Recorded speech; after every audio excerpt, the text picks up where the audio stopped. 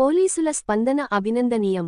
నేను ఆపరేషన్ సింధూర్లో ఉండగా గ్రామ పెద్దల పేరుతో కొందరు నా తల్లి, సోదరుడి భార్యను తీవ్రంగా అవమానించడం బాధాకరం అని జూనియర్ కమిషనర్ ఆఫీసర్ జవాన్ తోట రమేష్ ఆవేదన వ్యక్తం చేశారు.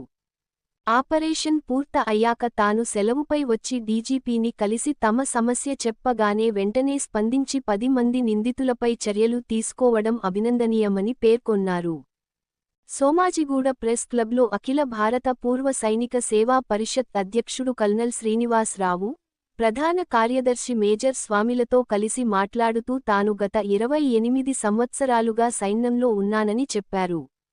జగిత్యాల జిల్లా ఇబ్రహీంపట్నం మండలం కోజన్ కొత్తూరులోని తమ కుటుంబీకుల దగ్గరకు ఏప్రిల్ 5వ తేదీన తమ మున్నూరు కాపు కుల సంఘం ప్రతినిధులు కొందరు వెళ్లి సభ్యత్వ రుసుము 63,000 వెంటనే చెల్లించాలని డిమాండ్ చేశారని, కొంత సమయం ఇస్తే చెల్లిస్తామని చెప్పినా వినకుండా దూపించారని, 2 రోజులు వేధించారని తెలిపారు. దేశ సరిహద్దులో ఉన్న తనకు విషయానికి తెలియగానే ఒక పెద్ద మనిషికి, సరిహద్దుల్లో ఉన్న సైనికుడి తల్లిని వేధించడం తప్పు.